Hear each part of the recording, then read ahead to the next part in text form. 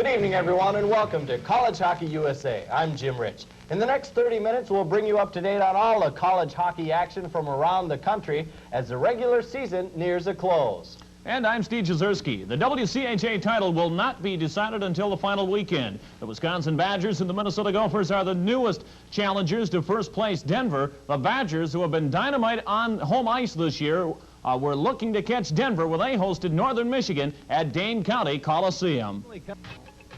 In the friendly confines of the Dane County Coliseum, the Badgers were looking for a school record 16 straight at home, but the game got off to a Northern Michigan start when the puck bounced off the Badger defense and in the goal. Northern Michigan made it 2-0 as Bob Curtis comes in short-handed and beats Dean Anderson with his 16th goal of the year. 2-0, Northern Michigan. Paul Stanton gets the Badgers on the board here. It looked like it might have been tipped by Ernie Vargas, but they give the goal to Stanton. 2-1 the hockey game. Badgers getting back in on the power play. But Gary Emmons of Northern Michigan gets credit for this goal, but watch it. Again, a deflection in off Anderson. 3-1, Northern Michigan. Gary Emmons again strikes with his second goal of the game, 42nd of the year. He goes up high off Anderson. That made it, at that time, 6-2. Third period, still more Emmons for you as Gary takes the rebound here and puts it in for the hat trick on the night. Also his 43rd goal of the year. That's a new school record at Northern Michigan. The Wildcats go on to win 7-3 on Friday night. The following night, the Badgers started freshman goalie Mike Richter, and he seemed to spark his team. First period, the Badgers get on the board when Scott Mellenby scores on the power play from Ryan. Mellenby's 15th of the year put the Badgers up 1-0. Then Ernie Vargas sets up Paul Ranheim for his 15th of the year. Ranheim takes his time and beats Mike Jeffrey there 2-0. Just 38 seconds separated those first two Badger goals. And it becomes a 3-0 hockey game when Scott Mellenby scores his second of the game already, and the Badgers are well in control of the game. Ernie Vargas scores his second of two on the night, this one on the power play. The Badgers go on to a 6-0 win on Saturday night and earn a split in their series with Northern Michigan. Mike Woodley for College Hockey USA. So Northern Michigan broke Wisconsin's 15-game winning streak at home on Friday, beating the Badgers 7-3. Saturday, the Badgers got the revenge, blanking the Wildcats 6-0. Coming into this weekend, the UMD Bulldogs were looking to become the first team ever to win 3 WCHA titles back-to-back, as they were trailing first-place Denver by just a point. But early this week, something happened that made hockey seem insignificant. UMD's top center, Matt Christensen, suffered a stroke while playing a pickup boot hockey game and spent the week in intensive care. When it was learned that senior centerman Matt Christensen had suffered not one but 2 strokes, there was some concern among his teammates at UMD. Not just because that meant Matt was lost for the remainder of the season, but when he was listed in serious condition at St. Luke's Hospital, there was some genuine concern about his life. It's like when you lose one of your own family members. It's very difficult. It's a very trying time for all of us right now. He was more to us than just a hockey player. He was a friend and a roommate and almost a brother and a son. And it's been a very difficult time. I don't look at it replacing him as a hockey player. That just hasn't even entered my mind. We're in a kind of a crisis situation right now, and we all got to learn from it and pull through it together. And with their thoughts back in Duluth at St. Luke's Hospital with their friend and teammate Matt Christensen, the Bulldogs had to travel south for a big weekend with the Minnesota Gophers. The Bulldogs were shaky at the start, and the Gophers capitalized. Todd Okerlund scored his 13th from Cates and McSwain, putting Minnesota up 1-0. The Bulldogs had some chances when they settled down. Mark Odnikon had a nice chance, but Frank Pietrangelo robs him. Just moments later, Brett Hall, the fake and the shot. 1-1. The Bulldogs get on the board for Brett Hall. That's number 45 on the year. But the Gophers come back right after that. Tom Chorsky, that highly talented freshman, will set up Marty Nanny, another freshman, right in front. Nanny scores his 3rd of the year. That put Minnesota up 2-1.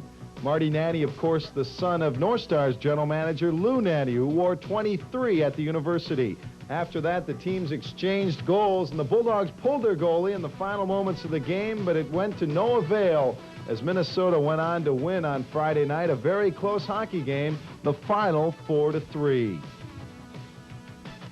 The following night, the Gophers got on the board first on a Todd Okerlund goal, and then after an interference call on number 26, the man nicknamed the Rat, Pat Micheletti, the Bulldogs went on the power play. And it works. McIver shoots, Mark Odnikon tips it in. 2 minutes into the second period, the hockey game was tied at 1.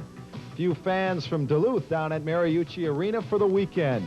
But the Gophers come right back. Corey Millen out of Cloquet comes in with an easy rebound, puts it in, also a power play goal, at that time 2-1.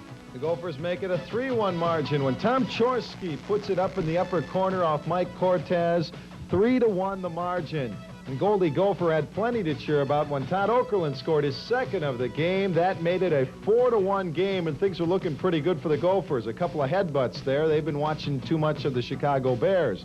The Bulldogs come back, though. Dave Cowan scored on the power play to make it a 4-2 game, and Skeeter Moore made it 4-3. But Corey Millen's second goal of the game put the game away. The Gophers go on to win 6-3 and sweep the Bulldogs over the weekend.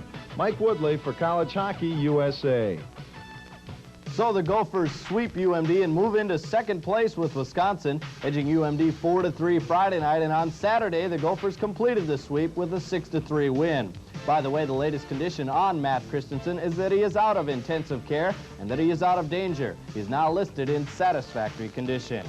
League-leading Denver had a tough time with last-place Michigan Tech. Friday night, the Pioneers edged the Huskies 6-5. Ed Christoffoli netted the game winner with just under 7 minutes to play for Denver. Don Porter scored a pair of goals in a losing effort for Tech. Saturday night, the Huskies bounced back and took a 5-3 decision over Denver. Don Porter again had a pair of goals, but this time it was in a winning effort as Tech continues to play .500 hockey. North Dakota remained red hot. The Sioux have now won 10 of their last 11 games. Friday night, Mickey Krumpetich scored 4 goals to lead North Dakota to a 6-3 win. Saturday, Krumpetich netted 2 more, and the Sioux went on a road of 5-goal first period to a 9-6 win over Colorado College. So checking out the WCHA standings, you can see that Denver now has some breathing room at the top. The Pioneers, with 46 points, now hold a 2-point lead over Minnesota and Wisconsin. The Badgers and Gophers moved past UMD into second place as both teams have 44 points. Minnesota Duluth falls to fourth, 1 point back of second place with 43 points. North Dakota moved into fifth this weekend with their sweep of Colorado College. The Sioux now have 39 points. Northern Michigan is sixth with 38, followed by Colorado College, and in last place is Michigan Tech with 19 points. In the ECAC this weekend, Harvard extended their lead over the rest of the league as the Crimson picked up a pair of victories. Even though RPI won, they lost ground to first-place Harvard. Friday, the Engineers jumped out to an early 2-0 lead and went on to a 5-3 win over Princeton. Harvard got a scare from Cornell Friday. The Crimson had to go into overtime before they nipped the Big Red 4-3. Lane McDonald scored the game winner 2:53 into the extra session. St. Lawrence continued their turnabout. Friday night, the Saints stopped Yale 6-2. Tim Lappin led the attack with 2 goals and 2 assists. Charlie Meitner had a goal and 2 assists to help out. Clarkson stopped Brown 5-3. Also on Friday night, Colgate whipped Dartmouth 8-5. On Saturday night, Harvard raised their league record to 15-2 as they rolled to a 5-1 win over Colgate. Tim Smith had 3 goals for the Crimson, and Scott Fusco scored his 100th career goal. St. Lawrence picked up their second win over the weekend as they edged Brown 5-3, and Cornell whitewashed Dartmouth Saturday 5-0. Also on Saturday, Yale won at home as they beat Clarkson 5-2. On Sunday, Vermont, behind 2 goals from Mark LeBrew, rolled over Princeton 5-2. So, checking the ECAC standings, first place Harvard now leads by 5 points over RPI. The Engineers are second. They now have 25 points. Yale 1 point back in third with 24 points. Clarkson and Cornell remain tied for fourth with 21 points each, while St. Lawrence and Vermont are tied for sixth with 18 points apiece. Colgate is in 8th place this week with 17 points, and following Colgate is Princeton in 9th. And Brown and Dartmouth continue to share the basement as both teams have picked up a half-dozen points in league play. And we'll be back with more right after this.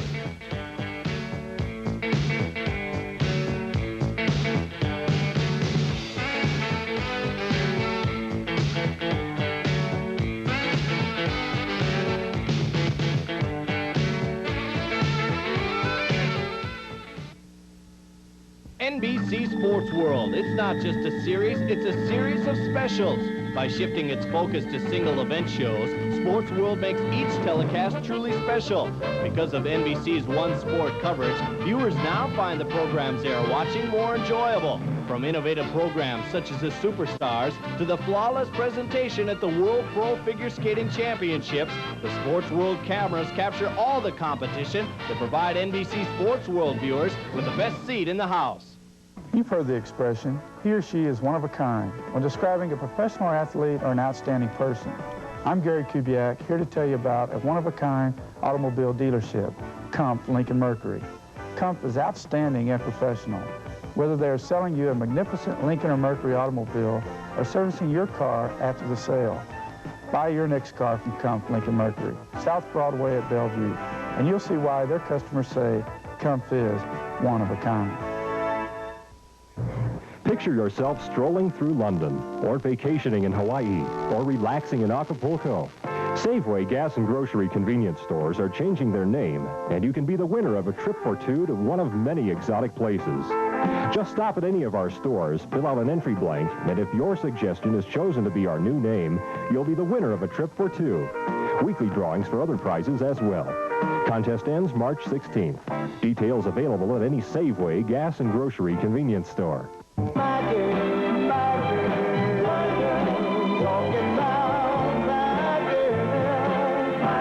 Finally, there's a brand new radio station that plays the classic hits of the 60s, 70s, and 80s without a lot of talk. It's KLSC Classic Hits at exactly 1090 on your AM dial.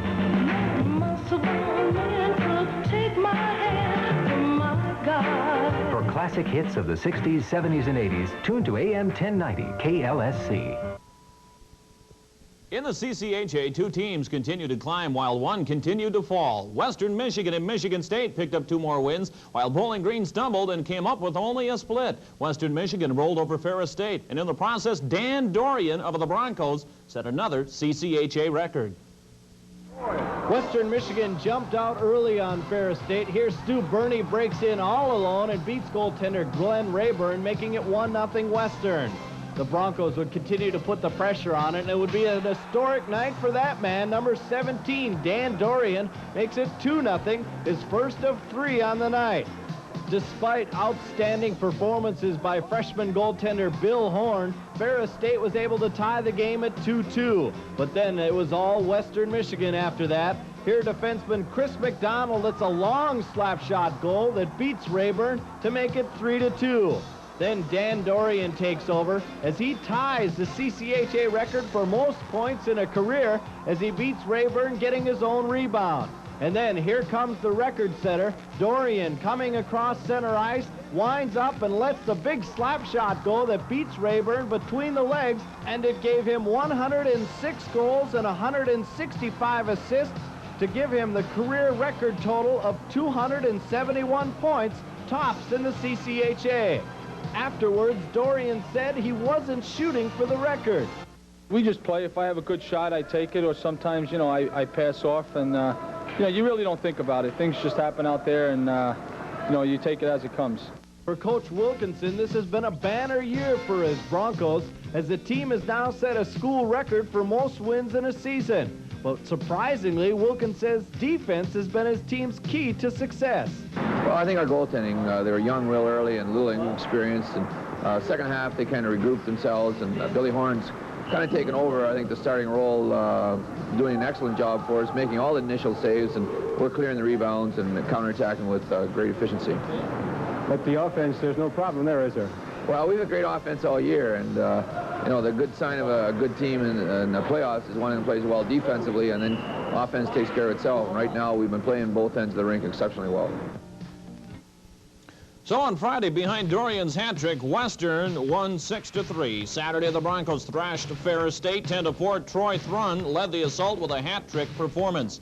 Michigan State moved into first place when they swept Illinois Chicago. Mike Donnelly set a CCHA record for goals in a season when he scored his 47th and 48th goals of the year on Friday's 4-2 win. And then he broke the old record held by Rick Kennedy, set in 1972 and 73. Saturday night, 7 different Spartans found the mark as state bombed the Flames 7-2. Bowling Green continue to have their problems. The Falcons have now lost 7 of their last 8 games. Friday night, Bowling Green beat Miami of Ohio 5-2. Brian McKee getting the game winner for the Falcons. Saturday, the Redskins shocked Bowling Green 7-6 in overtime and knocked them out of first place. Todd Chanel scored the game winner for Miami just 12 seconds into overtime. Ohio State extended Michigan's losing streak to 6 games as the Buckeyes swept the Wolverines. Friday, Andy Forsey scored twice to lead the Buckeye attack at a 6-4 win. Saturday, Ohio State completed the sweep with an 8-6 victory. Dave Bowden picked up the hat trick for Ohio State. And Lake Superior State in a non-conference series took a pair from Michigan Dearborn.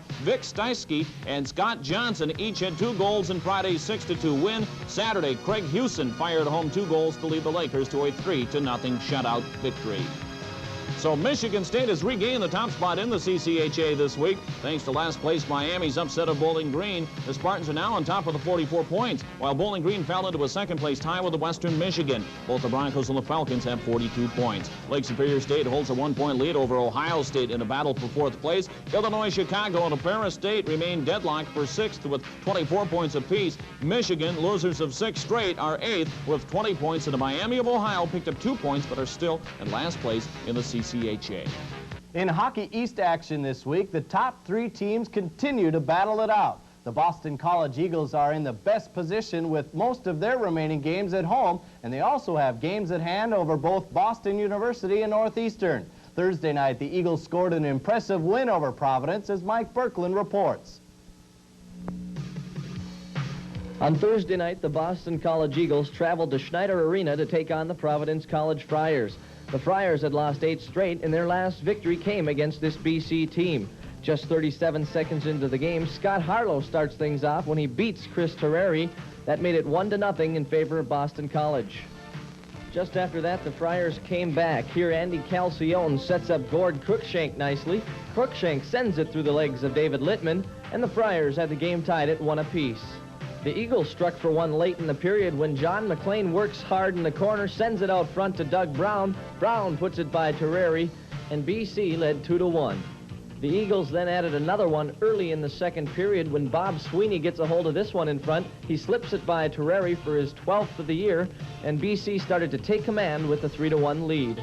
They added to that lead later in the second period with some pretty passing. Here, Brown gets it deep in the zone, sends it back to McLean, who rips it by Terreri, and BC led 4-1 at that point. They added one more goal in the second period and went on to an important 5-1 win over Providence Thursday night after losing earlier in the week in the Beanpot Championship. And alternate captain Bob Emery says he just wants to get on with the rest of the season. Yeah, we're trying to put the Beanpot in the back of our minds now. We got 7 games in 17 days, and we want to come out here and start up, play 1 game at a time. And we got 2 tough games at the end of the year, 1 at Northeast and 1 at BU. So we want to try to go into those games, see if we can clinch the league title before then, if we could, if possible. Mike Birkeland for College Hockey USA. So Boston College gets goals from 5 different players and whips Providence 5-1. Elsewhere on Thursday night, New Hampshire played their best game of the year when they walloped Northeastern 9-1 at Snively Arena. The team apparently wanted to win a big one after the news out of the university was that Coach Charlie Holt plans on retiring at the end of the season. Holt has coached 24 seasons at the collegiate level and now has over 350 wins at New Hampshire. Boston University took a pair from Maine Friday and Saturday. The first night, BU edged the Black Bears 3-2. And on Saturday night, Maine again played inspired hockey, and the Terriers were forced to come from behind before they coasted to a 6-3 win. John Cullen had 2 goals and 2 assists for Boston University. On Sunday afternoon, BC moved back into first place with a 3-0 shutout win over Lowell. Scott Gordon got credit for the shutout. Also on Sunday afternoon, Providence broke a 9-game losing streak when they edged New Hampshire 4-2. Gord Cruikshank led the Flyers to the win with 2 goals. The seesaw battle for first place continued in Hockey East, and with 3 of the teams holding the top spot at one point or another. At this moment, BC is on top with 39 points. BU is 1 point back at 38. Northeastern falls to 3rd. The Huskies have 35 total points. A distance 4th is Providence with 21, followed by Lowell in 5th place with 14. In 6th is Maine with 13 points, while New Hampshire is last in Hockey East with 9 points. And we'll be back with more right after this.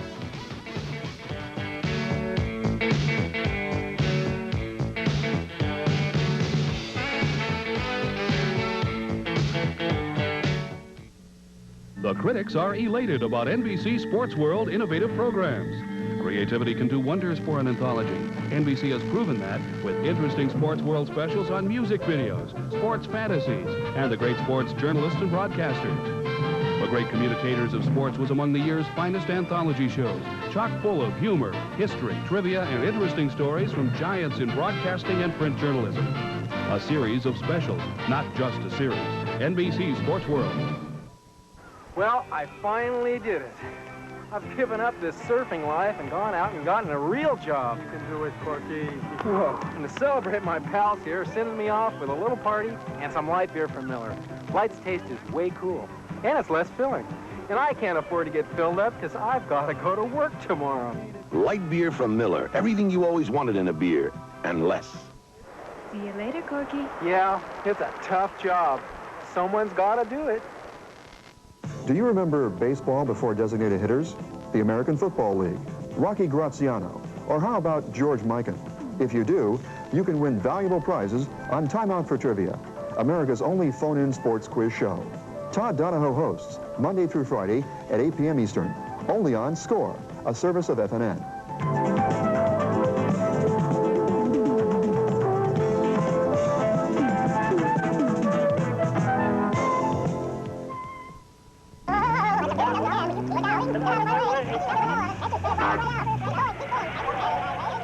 We'll beat the pants off any deal. Dodge City. Whoa out there, partner. Could you run that by me again a little slower?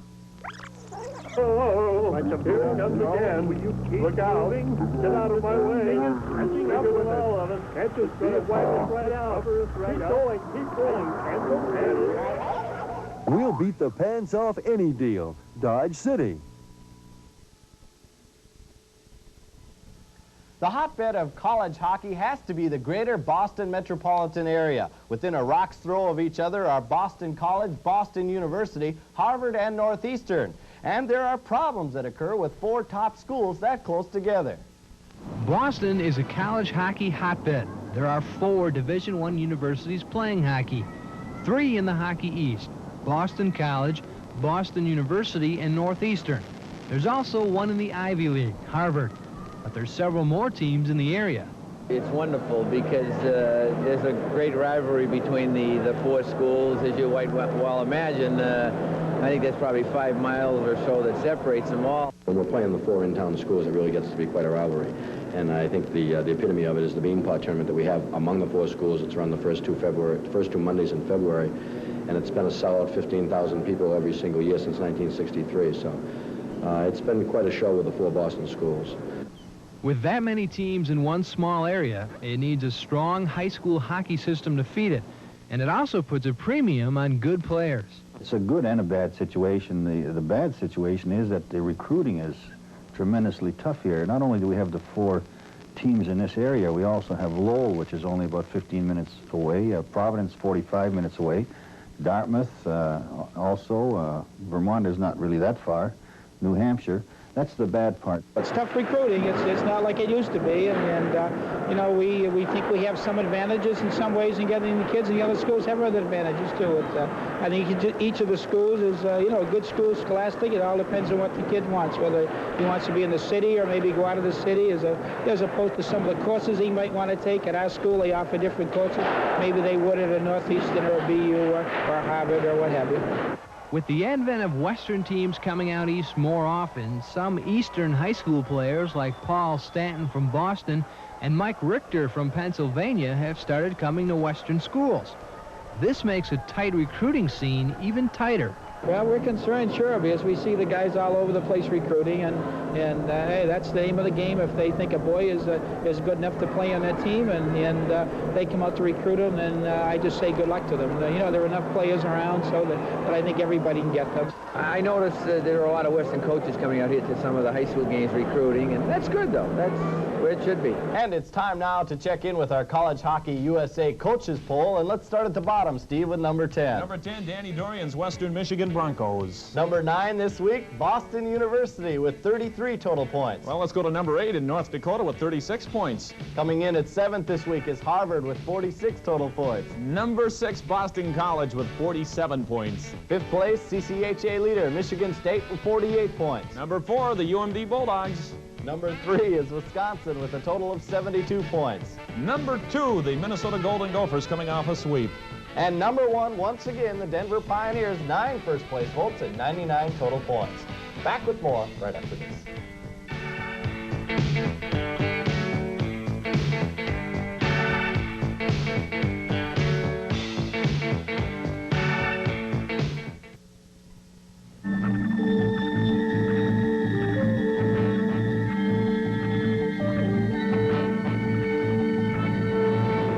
NBC Sports World, it's a series of specials.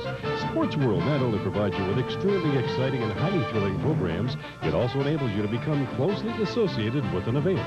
By shifting its focus to single event shows, you find the programs far more enjoyable. NBC Sports World.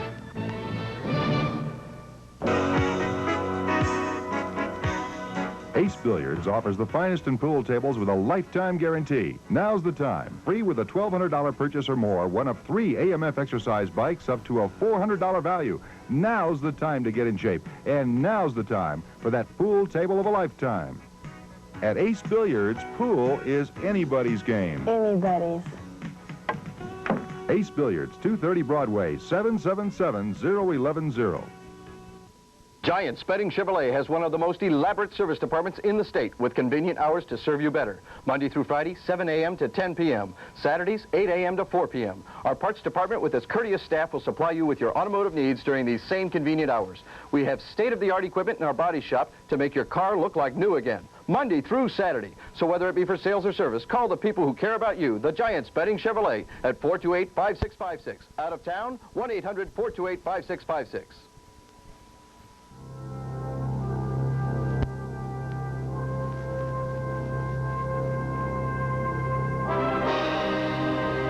It's the grand opening of Super Trucks USA. We've got Colorado's largest inventory of pickup, Jeep, and 4x4 accessories, all in our convenient showroom. We have the best selection of accessories from the tires up. We're Super Trucks USA, your one-stop pickup, Jeep, and 4x4 headquarters. 3890 Kipling Street in Wheat Ridge.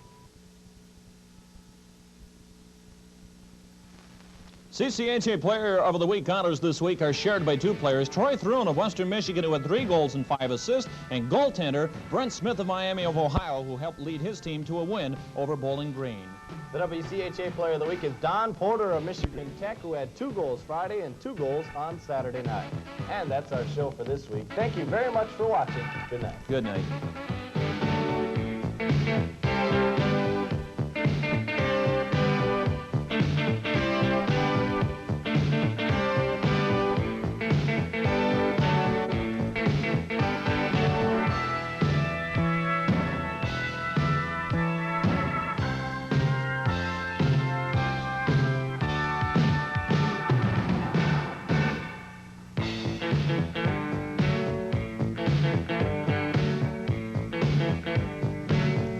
College Hockey USA, a presentation of KBJR TV6 Sports.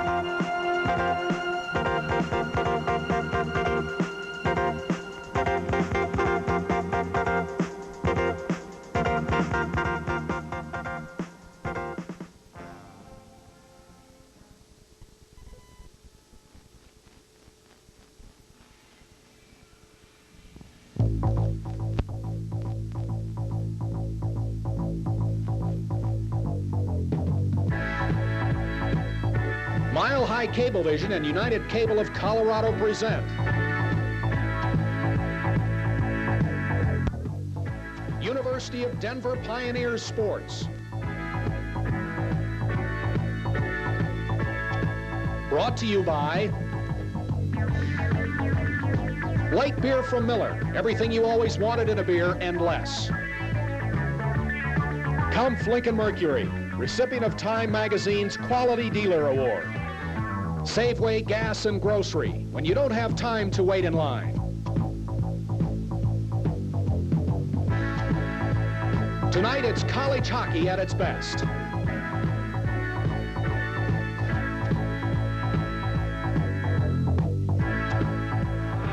Good evening, everybody, and welcome to the DU Arena. I'm Norm Jones along with Jim Conrad. It is the final weekend of WCHA regular season play, and it has come down to the last weekend. The Pioneers, I don't think, Jim, wanted it to come down to the last weekend, but they've had problems of late sweeping weekend series. As a result, nothing's been finally determined in league standings. Well, they've had a problem sweeping, but so has everybody else, so it all evened out. Actually, DU ends up in better shape by splitting the last 3 weekends than they started, because they were only 1 point ahead of second place Duluth at the beginning of this 3-week period. Now they have a 2-point lead, and that is better, even though they haven't played that well. But nobody else has either. What it really says is the WCHA is a very difficult league. Everybody is knocking off everybody else. And now DU really has everything in front of them in these last 2 games. If they sweep it, it's over.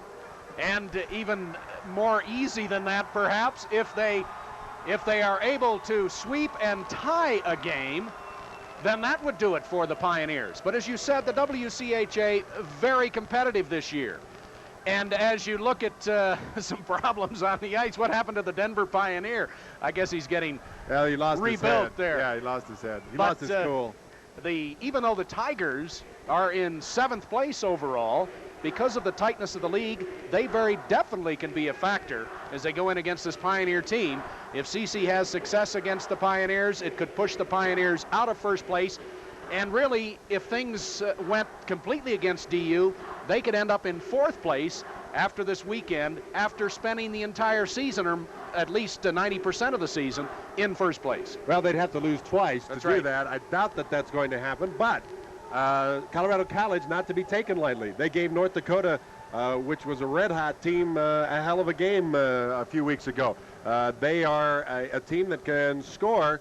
I think their biggest problem is that they have not been able to keep teams from scoring on them. Even though they have 2 excellent goaltenders, their defense has not been that great. And that, of course, was DU's problem 2 or 3 years ago. DU, as we said, has had trouble sweeping a series, but this is a very talented hockey club. When you look at what they've done the last 3 weeks in splitting, they played some excellent teams, and they played well enough to split those series, and I think they're going to be really fired up. They want to end this thing by sweeping this weekend and win their first WCHA championship in a while, and I think that's very important to them as you look at Tom Allen. It is certainly the case that there could be co-champions after this weekend. That's also true. The tie-breaking setup has nothing to do with league standings, final league standings. There could be a co-champion. That hasn't happened in 26 years in the WCHA. The tie-breaking setup only applies to the postseason play and seeding play, teams rather, to determine who gains home ice advantage. As you see, head coach Ralph Backstrom, associate coach Ron Graham making their ways to the Pioneer bench. So there's a lot of possibilities as we go into the weekend. A lot of interesting series around the league as we look beyond the DUCC series. So we will try to, as we go along, keep you up to date on all of that. This is the 165th game played between these 2 teams. There you see head coach Mike Birch of the Tigers on the left. So these teams have played a lot of games, and it's always been a very, very interesting series between these 2. Well, here you have the first team of the league against the next to last team, but that really doesn't make a difference when these 2 teams play, because you can throw all that out. They go after each other. We've seen some great hockey games between these 2 teams. We've also seen some interesting fights along the way, and some wild games as well. DU, of course, with a big advantage in the series, 108 victories to 53 losses and just 3 ties. So DU has had much the better of it, but it's still been a great series. The Pioneers and the Tigers, of course, going in opposite directions this year, and many would say that it really started when the Pioneers came back early in the year to beat Colorado College down at the Broadmoor World Arena. The Pioneers had trailed 4-1 in the second period. The Pioneers came back to win that game. Many say that was certainly one of the things that gave the Pioneers the boost to carry through what would be a sweep against Minnesota and the rest of the season. On the other hand, the Tigers came into the season having been picked above the Pioneers by those who pick the standings before it starts, and they had to be stunned by that loss. Well, it shows you how much preseason polls mean. They mean absolutely nothing because you don't know how a team will improve over the summer. Even if that team doesn't gain many new players. The Pioneers didn't add a whole lot of new players. A couple of freshmen in Christoffoli and Mayer and a couple of walk-ons. So they didn't add a lot of people, but what they didn't take into account is that all of those sophomores and juniors that had gotten the experience of going through those tough seasons really came of age this year, and that's what's made DU such an impressive hockey club this season.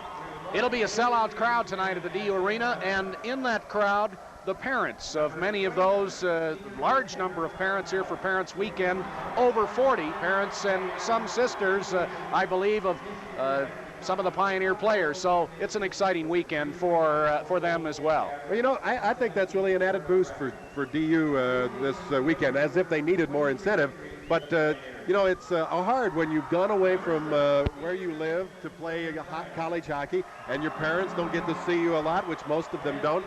And they're having a Parents Weekend. They're going to try and make it an annual deal now, and I think that's real important. I think that'll give an added boost to these players because they're getting to play in front of some people that they haven't played in front of for quite a while. We're having introductions now, and I believe the Pioneers seniors are being introduced. This is the last game of the regular season, but it is not the last game at the DU Arena. We know regardless of what happens this weekend, DU will be back here next weekend in the first round of the playoffs. There you see team captain Grant Dion. He is one of the seniors along with Kermit Eckelbarger. Eckelbarger playing in his last regular season game for the Pioneers. Eckelbarger, one of those that has been able to play in front of friends and family because he's from the Denver area. Dallas Gom, the playmaker and exciting playmaker he is for DU. He will be sorely missed next year. So DU will lose a number of seniors this year. Recruiting will be a big key for them next season. Talking about Dallas Gom, we'll not only watch the league standings, but we'll watch the total point race. Gom leading the WCHA in total points and in assists. It is Gary Emmons of Northern Michigan leading in goals. We'll try to keep up with scores as well as points accumulated by those so that we can see just where Gom and Mathiasen may end up. Don't forget about Tom Allen. He will play both games this weekend, not only Friday night, but tomorrow night at the Broadmoor World Arena. Tom Allen in a race to be the top goaltender in the WCHA. You know, I think a very interesting move now that Ralph Backstrom and his coaching staff have made. Down the stretch, they've decided to go with one goaltender. All the season long, it's been Tom Allen. We called him Sergeant Friday. He doesn't like it, but he played the Friday night games. He's been sensational. And then Chris Olsen would come on and play Saturdays. I think it's a good move, quite frankly. Chris Olsen has been excellent as well. He has an outstanding record as you look at a couple of the other seniors in Tom Weiss and Jim Smith, right? Who will be graduating. And this will not be their last game here, but it will be their last regular season game at the DU Ice Arena. But it's very interesting to me that they've chosen to go with one goaltender. I think it's a wise idea. You want to have a guy who's getting a lot of playing time and seeing a lot of action as you go down that stretch run, and I really think it's a good idea. Well, the playoffs are 2-game total goal series, so it really becomes one game, if you will, and you want one goaltender to play that. We'll be back to the DU Arena. This is Pioneer Hockey.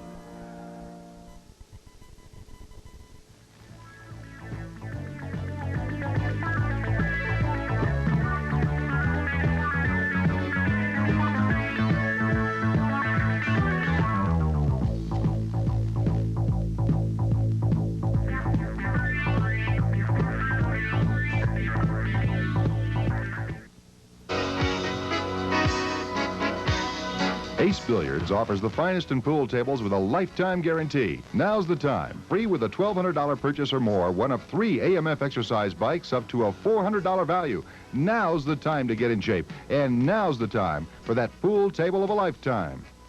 At Ace Billiards, pool is anybody's game. Anybody's. Ace Billiards, 230 Broadway, 777-0110.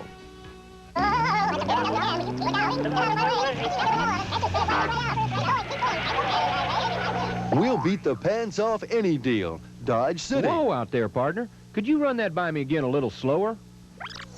Oh, here it comes again. Will you keep Look out. Moving? Get out of my way. Catching up with all of us. Can't you see it? Wipe us right out. Keep going. Keep going. Cancel. We'll beat the pants off any deal. Dodge City.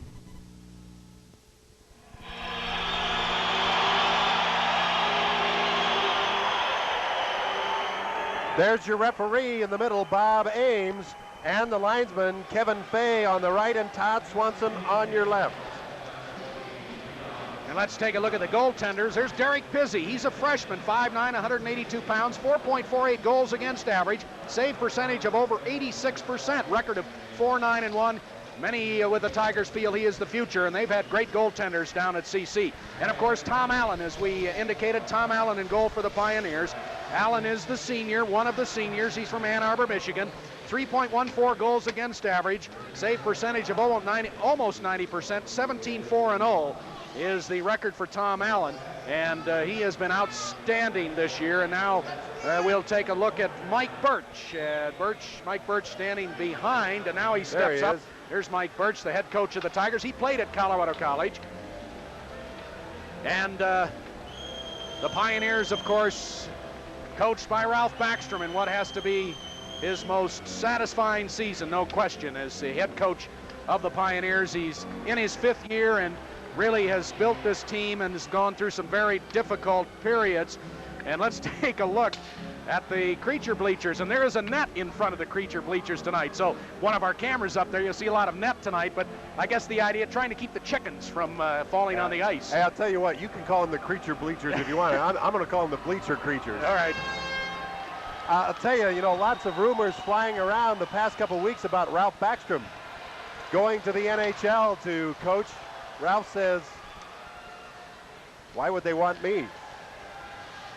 We are underway. He said, I've only had one really successful year, this one.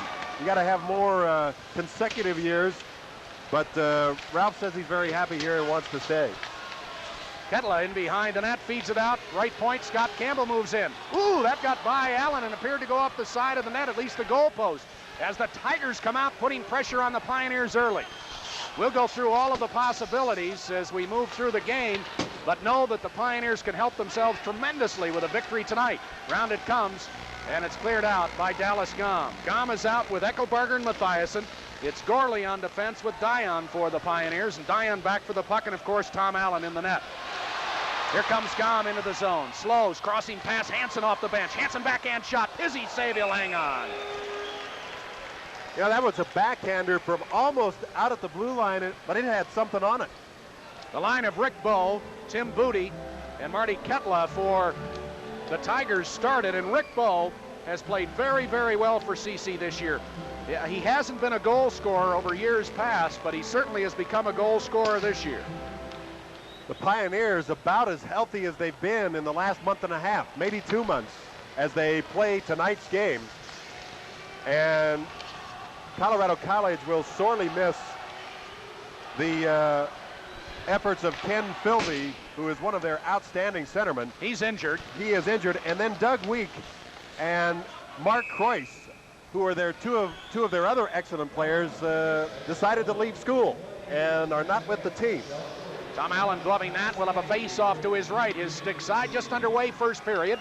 Crowd still coming into the DU Arena. 18:42 remaining first period.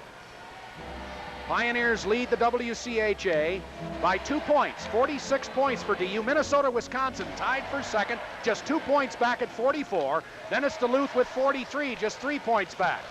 Tigers shot on goal, saved. The shot off Dave Baker, and Allen makes the stop.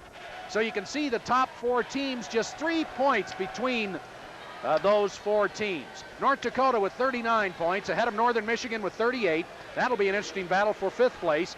Then it's Colorado College 24, Michigan Tech 19. Interesting that DU has stayed on top over the last 3 weeks. Minnesota Duluth was the team really pressuring him, and they are now all the way down in 4th place, albeit only 3 points behind DU. That's how quickly it can happen, and the Pioneers have to be careful because it could happen to them. They need some victories. In behind the Tiger cage, and it's controlled by Markovich. Up the right side, he sends it to Baker, who's checked. Pioneers do a good job. Hansen feeds it to Weiss in front, can't get his stick out. Reaches for it, Weiss shot, wide of the target. Now it's Hansen in the corner right of the CC cage, and Derek Pizzi takes a check.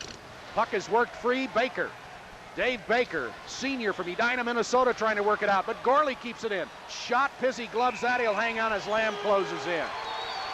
Well, Minnesota Duluth looked to be in great shape, but then they lost Matt Christensen. Christensen, by the way, is improving.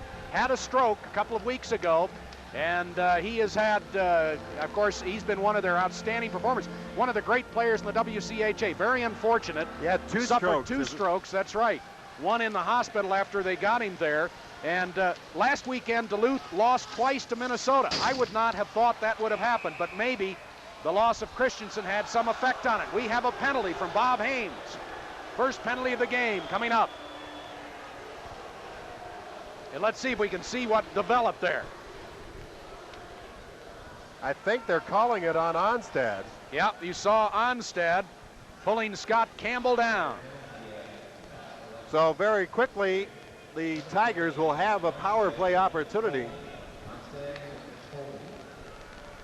Pioneers in league statistics, the best in killing penalties. They're allowing just over, the opposition just to score just over 16% of the time. Best in the WCHA. Onstad goes off for holding at 2:11. Colorado College, on the other hand, scoring at a 25% clip when they have the man advantage. That's a little better than the Pioneers. That's not a bad power play at all. Not certainly in the upper echelon of the WCHA, but they are doing a better job of it than the Pioneers in league play. It's very close, though, and it's cleared out by the Pioneers. The Pioneer and Tiger penalty or power play statistics, that is, very close. Interesting article in WCHA newspaper, I should say, this week, when they compared DU's penalty killing with their shorthanded goals, and really, you look at overall, DU really is hardly ever down a man. Right. It's almost like they play equal strength. There's Bo with the puck, and he's a good one. Shot, save Allen, and trying to poke it out of his glove, Gord Whitaker. But Bo was in the circle right side of Allen and fired it toward the net. Let's take a look at that shot from an angle from which Bo could have scored, but look at Allen. Look for the puck, and good job as he gets a good look at it. Eric Johnson was riding one of the CC players out of the play. It was Gord Whitaker. Right, Whitaker in there trying to poke it away. Short-handed goals, Mathiasen has 5, Lamb has 2, so does McMillan for the Pioneers, 1 each to Goff. There's a shot and a goal. The Pioneers trail on a power play goal against. Brent Gropp scores for CC. As I was talking about all the short-handed goals the Pioneers have accumulated, the Tigers score and get the early lead. Now watch the Tigers, they work it around nicely, get it to Gropp. Now Allen gets a good look at this, but he can't stop it. He gets the glove on it. It was a flipping puck, and he barely tipped it. Went over his glove hand side and into the net, and the Tigers take a 1-0 lead. Pioneers have had a lot of success when they've scored the first goal here at the DU Arena. Not much success when they've not scored the first goal. So perhaps stubbing their toe a bit in the early going. A lot of time left. Here comes Weiss. Weiss to the net. Across to Hansen, he can't get it on target. Gropp, his 12th of the season, a power play goal from Doyle and Bowe at 3:06, and it's 1-0 Tigers. DU is 2-4 when the opponents score first here at the DU Ice Arena. Gom trying to make a Dion trying to send it toward the net to Hansen drive. Hansen trying to control a bouncing puck. Now Lamb in the corner. Lamb trying to work it back to the line, decides to try to dump it into the zone. It's knocked down, and it comes toward the net, controlled there by Dave Hardy of the Tigers. Hardy works to the left of his own net. Up the left side to Scott Schneider. Tigers want to change as Schneider dumps it in, and 16 minutes remaining first period. The Pioneers trail 1-0. DU with a victory tonight can help themselves tremendously. Look out, there's Bowe. Moves in, goal, Rick Bowe. Is he a good one or what? Stole the puck, it's 2-0 CC. Rick Bowe has had an outstanding year, and he demonstrates just what he's provided for the Tigers this season. Bowe, a 5'10" junior from Kamloops, British Columbia, and he just made a beautiful steal and then went around the defense and got the goal. Here's Gorley trying to get it across. Bowe with the steal, and then he goes around Grant Dion. What a play by Bowe. Watch him now deke Allen out of the way, goes to the backhand side, gets it up and in. What a play. Bowe, his 30th goal of the season, unassisted at 4:06. He steals the puck. The Pioneers have had some problems in their own end the last few weeks. Give it away again. Now Mercier trying to clear it out. Can't. Kept in at the line by Peterson. Bowe with the puck. Sends it toward the left side. Booty with a drive wide of the target. Pioneers digging a hole for themselves early. 2-0 they trail and can't get it out of their own zone. Derek Marin behind the net. And now we have a whistle and a penalty coming up. Slashing penalty. I think this is a big penalty, a very important one for DU. They got to come back now and get this power play goal. They've dug the hole for themselves early, 2-0 as they give up. It's a slashing call, and I'm not I thought it was sure against. it's against the Tigers. I think it's against Mercier. It is. I take it back. I thought it was against Colorado College. Things not going well for the Pioneers. They've had 2 penalties. We have 15:20 remaining in the period. So they've had 2 penalties already and trail 2-0.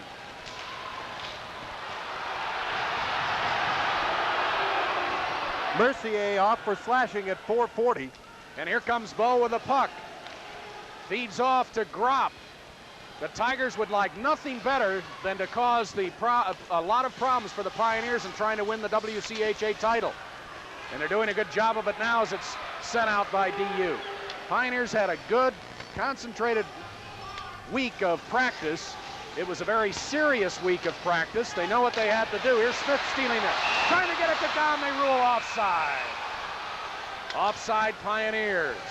But it was a serious week of practice, and the Pioneers have come out stumbling a bit, trailing 2-0, 1:19 left in Mercier's penalty, 14:38 in the first period. Those 2 goals came just exactly a minute apart, and you don't want to give up goals in bunches like that. You don't want to give up goals, period. That's what am true. I talking about?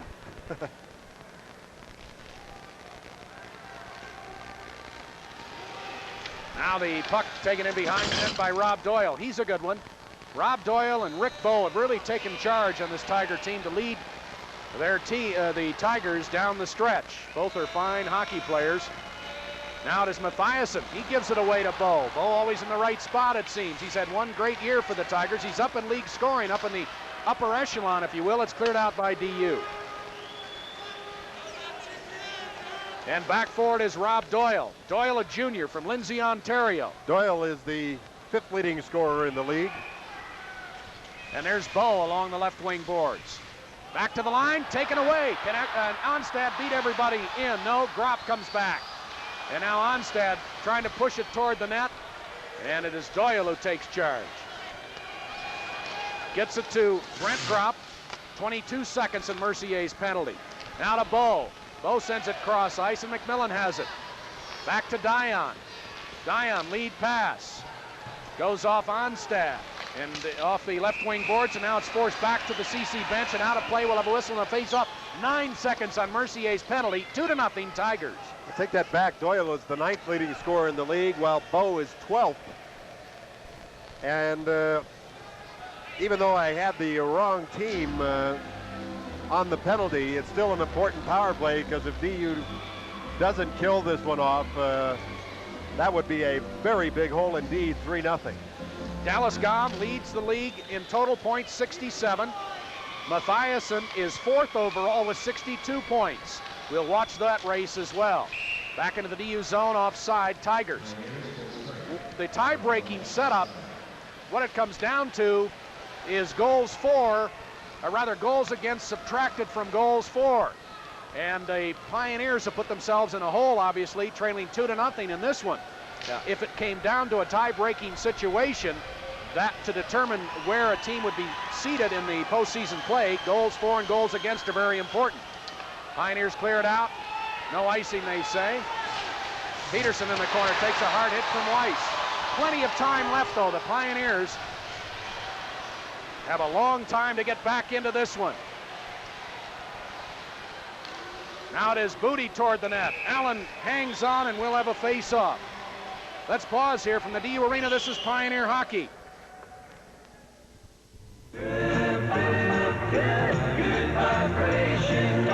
At last, there's a brand new AM station in Denver that plays the classic hits of the 60s, 70s, and 80s without a lot of talk or interruption. It's KLSC, Classic Hits, right here at 1090 on your AM dial. All night long. All night. All night long. Hear classic hits of the 60s, 70s, and 80s on AM 1090 KLSC. Pioneers win the draw, and here comes Hansen. He's dumped at the line. Penalty! Penalty coming up against Dave Hardy. As Hansen was muscled to the ice, and now Hansen needs to back away. Pioneers need the power play. Hansen upset by the play by Hardy, but he certainly doesn't want to get a coincidental penalty in that case. Right here, you see Hardy dig the stick in and then just really dump Hansen. And DU now will have that power play that I think is really important. They got to get one here. Pioneers scoring at 24% of the time when they have the man advantage. Michigan Tech leading Wisconsin. Wow. 5-3 in the second period. And Northern Michigan leads Duluth 5-3 in the second period. Well, that helps.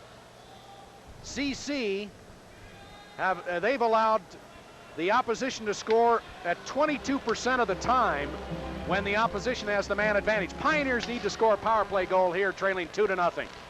Comes to the line, kept in. It is Dion and Smith at the points.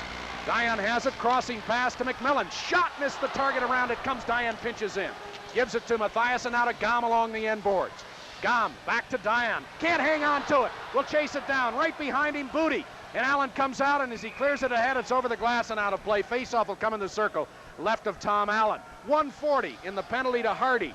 Pioneers trail 2-0, 12:24 remaining in the period. DU has had a lot of success against the Tigers over the last few years, and really overall, as we indicated. Earlier this year, the Pioneers beat CC 7-2 back on October 11th. That was the first game of the season, did not count in league standings, but in overall standings. Just 2 weeks later, the Pioneers swept Colorado College, beating them here at the DU Arena on the 25th of October by a score of 5-1, and then down at Colorado College the next night, beat the Tigers 6-4 after CC had a 4-1 lead in the second period. So 3 wins for the Pioneers against this Tiger team this year. Gom in the corner. Gom trying to work it free as he takes a hit. It's behind the net to Mathiasen, now to Dallas Gom. Now to Mathiasen. Mathiasen to Gom. Gom works magic with the puck. Back to the line to Dion. Dion to Gom along the left wing boards to Mathiasen. Pioneers taking their time to Dion. Shot missed the net. Shot missed the target. Got to get him on target, and particularly when you have the man advantage. Perfect play by the Pioneers. Now comes side of the net. Gom working, or McMillan in front, rather. Shot never could get it through everybody. And hurt is Scott Campbell in front of his own net. Comes out to Dion. Dion feeds it to Gom. He's checked by Pizzi, and it's forced out. Smith trying to get it. Can't. It's taken away. Godowski into the zone. Shot. And Godowski takes a hard hit, goes down. Back come the Pioneers. 45 seconds in the penalty. Mathiasen drive, missed the net. Again, get the shots on target. Now Mercier to Mathiasen in the corner right of the cage.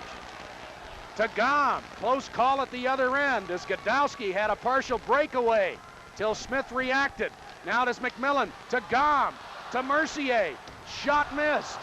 Gom will chase it down with 22 seconds on the penalty. Gom back to the line.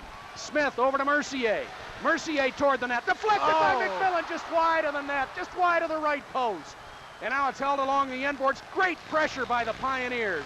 Really trying to pull within one with 5 seconds on the penalty. Gom trying to work it in front. Now to Mercier. Drive, Pizzi save. Back to the line. Smith's shot missed the net. And it's cleared out as the penalty is over. Olsen dumps it all the way down. We'll have an icing call. Tigers. What pressure by the Pioneers. Great pressure, but they really only had about 2 shots that were on target in all of that. And they almost gave up a breakaway to Guy Godowski of the Tigers. But great pressure by the Pioneers. Take a look. Here's Mercier. This one's tipped in front by McMillan. Watch it. It just rolls to the side of the net, the left side as you look at it. Great deflection in front by McMillan, but just went wide. Pioneers this weekend, if everybody else were to win, that means the 3 teams below them in the top 4, as it's cleared out, Pioneers and David Gorley chasing it down. The Pioneers need in the very least a win and a tie against the Tigers to ensure themselves of gaining the championship in the regular season. Weiss has it to Hansen. Hansen in across the line. He's checked off of it. Good hit and a good play by defenseman Scott Campbell. Back come the Tigers. Whitaker dumping it in, offside. We'll be back to the DU Arena. This is Pioneer Hockey. You've heard the expression, he or she is one of a kind, when describing a professional athlete or an outstanding person. I'm Gary Kubiak, here to tell you about a one-of-a-kind automobile dealership, Kumpf Lincoln Mercury. Kumpf is outstanding and professional. Whether they are selling you a magnificent Lincoln or Mercury automobile or servicing your car after the sale, buy your next car from Kumpf Lincoln Mercury, South Broadway at Bellevue, and you'll see why their customers say Kumpf is one of a kind. Play back in the CC zone, and it's held along the corner boards. We'll have another face-off with 9:54 remaining first period. 2-0 in favor of the Tigers, but great pressure over the last several minutes by the Pioneers. DU just has to keep this up, Norm. They got to put the pressure on and at least get the 1 goal before we get out of this period to jump back into it. Kyle Woodleaf agrees with that assessment. Christoffoli against Bo. Christoffoli is out with Mathias and Onstad. Mayer trying to keep it in. Now it comes to Gorley at center. Feeds it ahead offside, Pioneers. Christoffoli checked at the line. Pioneers without, of course, Mike Brown, as he's not played at all this year, and then Derek Shears and Bruce Hill suffering those knee injuries earlier in the season. Out for the season because of knee surgery. Chris Gillies, the 3rd goaltender, has not played at all this year. Grant Dion did not play last Saturday night at Michigan Tech because of that very sore heel. He really couldn't put much weight on it. He tried to play Friday night, ended up only playing on the power play, did not play at all Saturday night, but good improvement on his heel through the week, and he hopes to be able to play a lot more this weekend. Shot toward the net, deflected in front of the net. That one by Gropp. Pioneers struggle to find some open ice. It comes to Derek Mayer. Mayer now holds the puck as he moves ahead. Lead pass, and it's picked off by Grumley. Shot now knocked down. Mathias across the line. Onstad chasing it down. Can't get to it. It's cleared to the right side. Grumley will clear it out to the Pioneer blue line. Smith is there. Over to Eric Johnson. Lead pass to Onstad, who deflects it in. Pioneers want to make a change. Gom is out, and the puck in the corner left of the cage. Markovich is there. Banks it off the left side. It goes to Dan Brennan. Now to Gropp. Gropp at center. Tigers trying to penetrate the Pioneer zone. It's kicked in by Gom, chased down by Eric Johnson. I tell you, the Tigers are getting more help from Todd Swanson, the linesman, than anybody else on the team. He's kept a couple of good DU passes from ever connecting. Now it's center, and it is Hardy with the puck. He'll try to drive it back in. DU trailing 2-0, but they've really taken the territorial advantage over the last several minutes after starting very, very slowly. A power play goal to lead it off 1-0, and then an even strength goal. Now Gom reaching for it. Gom corner left of the net. Gom with Eckelbarger in front. Trying to get it to Smith, sneaking off the left point. Bounces around in the slot area. Gom is trying to work with it there. Is checked aggressively by Whitaker. And down on the ice, puck underneath, will have a face-off. Let's pause here from the DU Arena. This is Pioneer Hockey. When you start something good, everyone wants a piece of it. Take light beer from Miller. Now there's lots of light beers out there saying they're less filling. Heck, that was the easy part. The hard part is brewing a light beer that tastes great. That's why Light's always brewed only with the finest ingredients. To let all that great beer taste come through for guys like you and me. The taste that's made light beer from Miller America's favorite light beer. Hey, I always thought it was an easy opening can. Face-off right side of Derek Pizzi. Pioneers trail 2-0 before a large crowd, rather, here at the D Arena. Weiss with a drive. He can let it fly. Pizzi makes the save. 8:03 now in the period. We will talk to Mike Birch between periods 1 and 2, the head coach of the Tigers. Also talk with Art Berglund. I remember him. Yeah, he is the Director of International Activities for the Amateur Hockey Association of the U.S. And, of course, Jeff Lamb was involved in a holiday tournament and was selected by A. House and Art Berglund. Campbell in across the line. Shot, saved by Allen. Shot came off the stick of Scott Schneider. Circle right of Allen. Tigers trying to work it back to the line, and Pioneers have it at center. Here comes Lamb, left side to Hansen, back to Lamb. Lamb trying to get it in the middle to Weiss. Weiss finds the puck, check from behind, can't get a shot off. Defensive play by Scott Schneider. Now Lamb stumbles in behind the cage, but has the puck underneath him. Gets up, finds the puck, trying to get it to Weiss. That's intercepted. Keith Hoppy the other way. Puts it in the middle. Across the line, Whitaker drive upstairs, out of play. We'll have a face-off.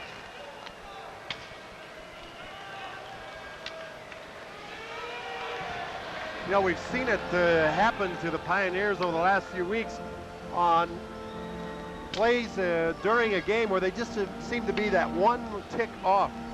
And I think we're seeing a little bit of that tonight.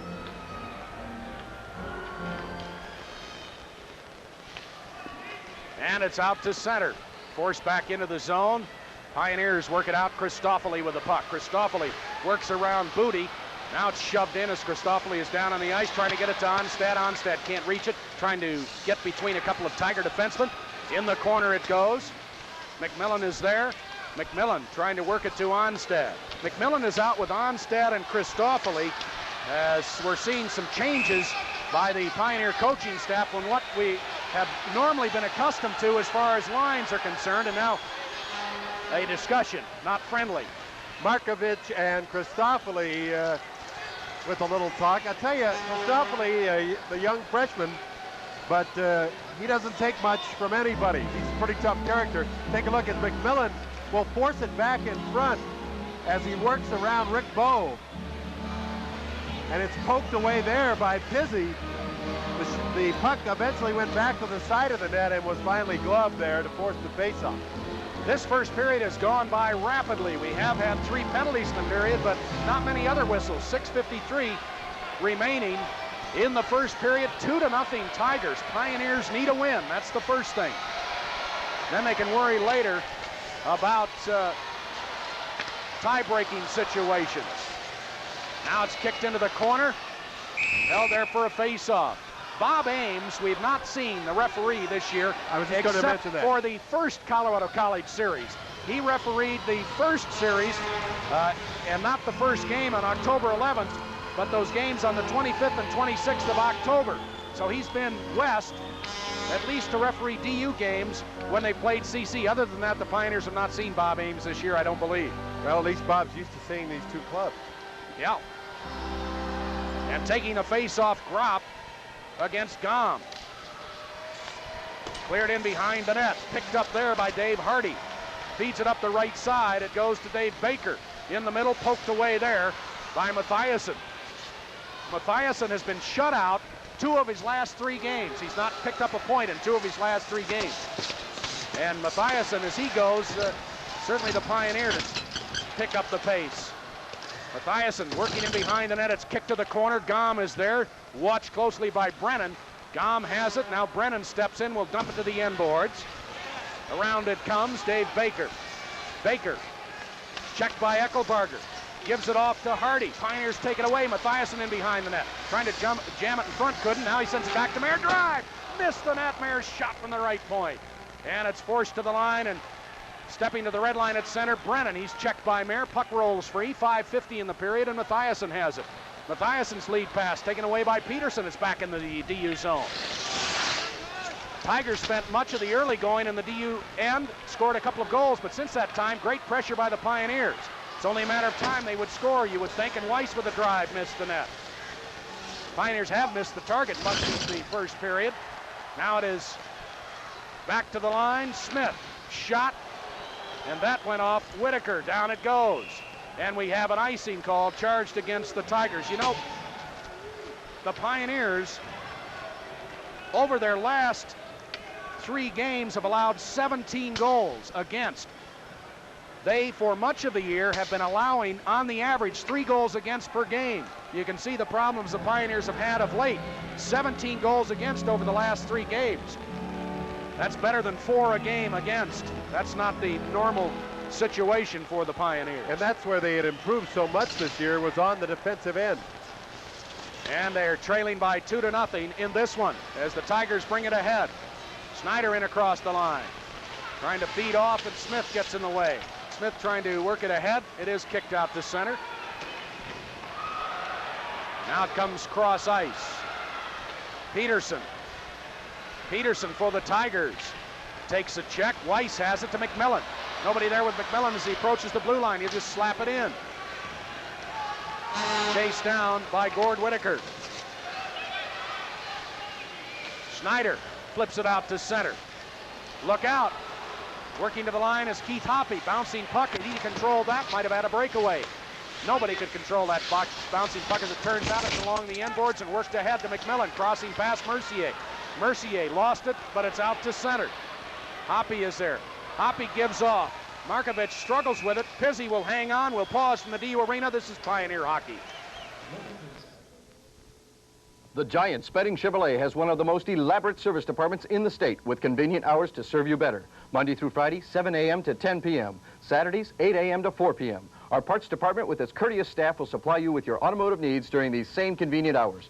We have state-of-the-art equipment in our body shop to make your car look like new again, Monday through Saturday. So whether it be for sales or service, call the people who care about you, the Giants Spedding Chevrolet, at 428-5656. Out of town, 1-800-428-5656. My math isn't very good. I talked about the 17 goals allowed by the Pioneers in their last 3 games. That's better than 5 goals against per game. That's 2 more than what has been the norm for the Pioneers through much of the year. So you can look at that, and really that certainly is one of the problems the Pioneers have had of late. Forced out, and it'll be Christoffoli bringing it to center to McMillan. Now to Mercier, he'll dump it in. 3:56 remaining first period. Dion with a drive. Pizzi hangs on. Fast-moving first period. 2-0. Pioneers trail, and as we said, we'll keep a close eye on other games around the WCHA. As North Dakota is at Minnesota in a very big one. Wisconsin is at Michigan Tech, and it is Northern Michigan hosting Minnesota Duluth. And while the Pioneers, to do it themselves, would need a win and a tie, if other teams don't do it, then the Pioneers don't have to be quite as strong, at least as it relates to winning their final 2 games. On the other hand, because they have split over the last 3 weeks, you'd think that they'd really want to sweep here to get some momentum rolling into the playoffs, no matter what anybody else does. When it comes down to that, as we have an offside, you're right. When it comes down to it, DU, the only thing in their mind, come out and win this hockey game without worrying about what other people do.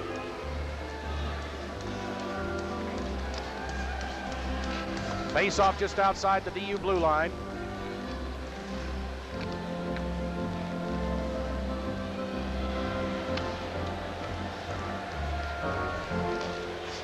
Pioneers trail 2-0. And it's forced to the CC line. Eckelbarger trying to get to it. Can't. Olsen, drive, missed the net. Round it comes, and Eckelbarger banks it off the sideboards, but does not get it out of the zone. Just outside the DU bench. Now it's to Dan Brennan in the corner. Slips it in behind the cage to Mayer. Mayer to Mathiasson, and he'll just fire it out of the zone, just golf at it, and out it comes. Tigers beginning to pick up the momentum a little bit. Back into the DU zone. Mayer is there, takes a hard hit from Grumley. And now we have a whistle and a face-off. Tom Allen comes into the weekend play behind John Hyduk of Minnesota Duluth. Hyduk, the top-rated goaltender, followed by Tom Allen. Then it's John Blue of Minnesota, Mike Cortez of Minnesota Duluth. Chris Olson is the 5th-rated goaltender in the WCHA. We told you Dallas Gom, number 1 in total points, number 1 in assists. Mathiasen in total points, number 4 overall. There's a shot that's deflected out of play. Gary Emmons of Northern Michigan leads in goals with 40. We'll watch his play this weekend. And the face-off coming between the circle left of Tom Allen and the Pioneer blue line. Now, after DU had dominated the play through the middle part of this period, CC has come on now, and that shot gloved up around eye level by Tom Allen. Pioneers trying to pick up that momentum that they gained when they had the man advantage earlier. Hansen into the zone is knocked down. Penalty coming up against the Tigers. This one against Gord Whitaker. Gord Whitaker dumped David Hansen. Hansen's been involved in both CC penalties as he's been dumped twice by the Tigers. Let's take a look. You see Hansen streaking into the zone, and Whitaker down around the ankles. I think if he would have stayed upright and just tried to poke at the puck, he might not have gotten that call. He doesn't like it as he chases Bob Ames around the arena. That's Dan Brennan talking to referee Bob Ames as Whitaker has stepped into the penalty box. Second power play goal for the Pioneers. The Tigers have had 2, and they've scored 1 power play goal. Whitaker for tripping at 17-18. If the Pioneers could get a power play goal here, they would even up special team play. And they really need one before they get out of this period. Back to Smith. Smith and Diane at the points. Smith trying to work it ahead. It's off Bow. Tough. Pioneers have to come back and get started again. Now to Mathiasen. Mathiasen trying to work it in, and the Pioneers are offside. Bow holds the puck for as long as he can and then dumps it out. Pioneers would have been offside as had they gotten to that puck, and back comes Smith leading the rush into the zone. Smith works to the left side. Smith is checked from behind. Into the corner he goes. Back to Diane at the left point. Nobody at the right side at the moment. Toward the net it goes. Gom trying to reach for it. But it is Peterson who got his stick in the way. Now McMillan in the corner. McMillan behind the net. McMillan to Mathiasen. Mathiasen back to the line to Diane. Diane to Mathiasen. Toward the net with it. Deflected. That one off defenseman Scott Campbell. Gropp trying to clear it out. Comes to Diane. Diane banks it off the left side to McMillan, who fans on it, and Campbell dumps it into the corner. Now does Mathiasen with the puck. Mathiasen in the corner. Got to give credit to DU for being patient, but they got to get some shots. There's one. Shot on.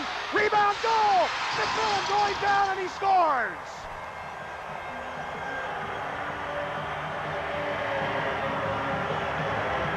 Good pressure by the DU Pioneers as they were patient. Just as I said, Norm, they got to get a shot. Finally, they did. The rebound comes out. Let's take a look. There's the slapper by Jim Smith. Pizzi makes the save, but the rebound comes out to McMillan. Right here, there it is, and he sweeps at it as he's falling down, but beats Pizzi for the goal, and DU really needed that one. 1:33 in the period. That's what's left. The Pioneers have pulled within 1. It's 2-1. DU with a lot of pressure in the first period. Now each team 1 for 2 on power play opportunities. Now that was a big one because they'd been down on those 2 early goals, dug themselves a hole, and they really needed to grab some momentum. They've been putting on a lot of pressure, but no results, and now they have one. Mike Birch, we talked to him before the game. The Tigers head coach will have that conversation between periods 1 and 2. Look out, the Pioneers struggle in front of their own net. Goal! And that really hurts. The Pioneers sloppy again in their own zone. And it results in a goal by Gord Whitaker, 3-1. After they work so hard to pull within 1, they give it up. Not the way you want to do it. Watch the Pioneers as they get it behind the net. It's Gorley who gives the puck up on a bad pass, and watches Whitaker will pick up the puck off a nice pass. And Whitaker, the pass from Keith Hoppy, Whitaker with the goal. I think it was Whitaker behind the net that initiated that. Gorley moved behind his net, and then Gorley just trying to dump it in behind the cage without looking. Behind him was Schneider. He got a piece of it, and it resulted in a goal. Gorley did not take a look, and Schneider was there. It's 3-1, and the Pioneers, after struggling to get within 1, trail again by 2 at 3-1. Matthias feeds it to Onstad. Drive. Pizzi kicks it to his left. Pioneers sloppy in their own end. Now it comes to McMillan, to Smith. Smith fires it in. Whitaker is 12th of the year from Hoppy at 18:39. And just before that, McMillan, a power play goal, his 13th of the season from Gom and Smith at 18:27. Now the puck is cleared in behind the cage by Johnson. Pioneers looking at it for just a moment. DU has put a lot of pressure on offensively, but they've just not done the job defensively in the first period. Credit the Tigers. They've taken advantage with less than 30 seconds remaining in period number 1. The good defensive play have put the Pioneers where they are, but right now they're struggling with it as Allen gets a piece of it. Gom ahead to Mathiasen. Mathiasen trying to get it out of the zone. Eckelbarger chasing it down. Eckelbarger moves in, has an open net, scores! Eckelbarger!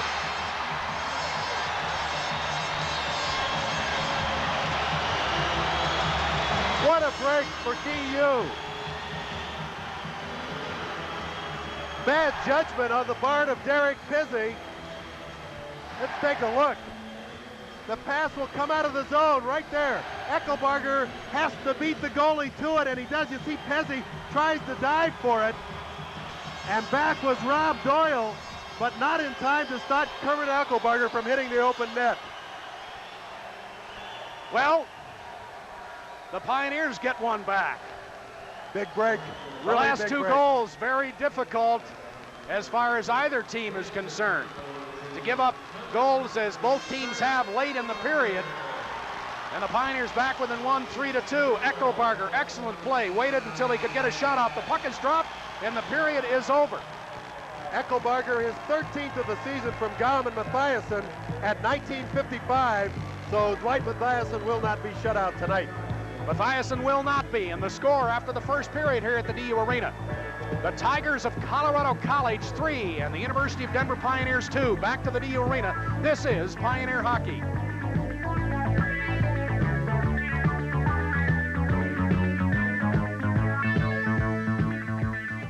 When you start something good, everyone wants a piece of it. Take light beer from Miller. Now there's lots of light beers out there saying they're less filling. Heck, that was the easy part. The hard part is brewing a light beer that tastes great. That's why Light's always brewed only with the finest ingredients. To let all that great beer taste come through for guys like you and me. The taste that's made light beer from Miller America's favorite light beer. Hey, I always thought it was an easy opening can. Cable TV, man. Temperatures rising, starting to glow. It's a red hot winter on HBO. The Empire Strikes Back, Cotton Club. Feel the heat like never before. Passage to India, Starman. Cable's hot, there's never been more. It's a red hot winter. You can feel the glow. Get it now on cable and HBO. Wanted, the free consumer information catalog. Catalog's in from Pueblo. Hold your horses, boys. There's just one left. But the new one's coming in the next mail. The book with more than 200 fact-filled federal publications, many free, on jobs, food and money, cars. Cars? Mail from Pueblo. Yay! To get your free catalog, write catalog, Pueblo, Colorado 81009. Pueblo, Colorado, 81009. And this was the Tigers' first goal. A power play goal by Gropp. Watch him as he sets up for the slap shot, wide open. And I really thought Allen got a piece of that, but on the second look there, I don't know if he did or not. It went up over the glove hand side, and it was a tough shot to stop because Gropp was wide open, close range, and he had the good high slap shot. Pioneers in first place coming into the weekend series. The Tigers in 7th place. Throw those statistics out. When these two teams get together, it is intensive efforts by both teams. And it was the Tigers, and credit them in the first period, coming out, getting the lead to 2-0 early and finishing the period at 3-2.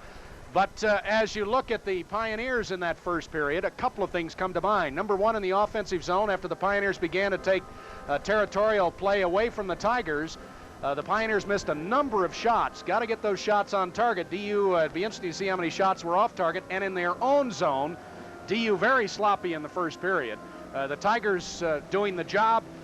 forcing some of that play that was not what we've been accustomed to through the year from the Pioneers. No, let's take a look. This is what we're talking about. Here, Gorley will try the crossing pass, but look at Bo step in. He'll intercept, and then Bo, with no one there to bother him as he goes around, a nice move around Grant Dian. Now watch him deke Allen out of the net. He'll look like he's going to his right. Allen goes that way, then he comes to the backhand side and just lifts it over the stick of Tom Allen, unassisted Rick Bowe. But that's what we're talking about as far as the sloppy play of DU in their own end.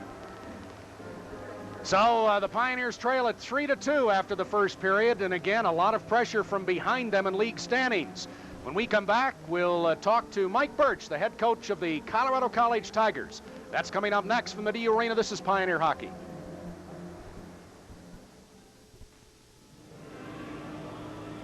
Colorado College head coach Mike Birch with me between periods. And Mike, it's very interesting this year, the WCHA, when you look at how competitive the league is. And while you're down in 7th place, you could have a lot to do with the way the league standings will finish this year, and I know your club's very excited about that. Well, you know, it certainly has been a great year. Every year towards this time of the year, everybody in the league is saying, well, it can't get much closer, much better than this. And then you turn around this year, and it's there's 4 teams that could conceivably end up in first place going into the last 2 games of the season. So it does get better and better every year, and the league gets tighter and tighter, which is great to see. But right now we are playing the role of a spoiler a little bit. We can certainly change things in the league. We can be a thorn in a lot of people's sides, especially the Pioneers' sides tonight. But we have to play very, very hard hockey, or good hockey, and understand that our preparation for playoffs is of utmost importance right now. As you look at the series with the Pioneers, and it's been a long and great series, the tradition is tremendous, and that should continue. Despite the fact the Pioneers are in first place and CC in last place, it figures to be very, very close. Well, you know, as I was saying to some people down in Colorado Springs, there's enough intensity and rivalry between these 2 teams. Just on a natural basis, you don't even have to have points on the line for it. The 2 schools have such a great tradition that all of a sudden you got all these little extra things. I shouldn't say little extra things. You got the importance of possibly a first-place finish for the Denver Pioneers. And, you know, what a better way to have an opportunity to see some great college hockey than to see this type of thing on the line and to see 2 teams going at it like Colorado College and Denver. And let's talk about your team for just a moment, and that is what is, through all of what has been some disappointing times, what is the one positive thing you've seen? Well, you know, I think through some of the frustrations we've gone through, we have made a lot of progression this year as a hockey team. We've seen a lot of improvements in a lot of areas. We've lost a lot of close hockey games this year, and sometimes that happens to you. But probably the most important and impressive thing for me is that these young men have stuck with it through a lot of tough times. They come out ready to play. They show that they have the ability to beat anybody in the country at any particular time. We just have to make sure that we use that ability when it comes time to go into the playoffs. And again, most importantly, right now tonight, to be prepared for the Pioneers. And that's Mike Birch. We'll be back to the DU Arena. This is Pioneer Hockey.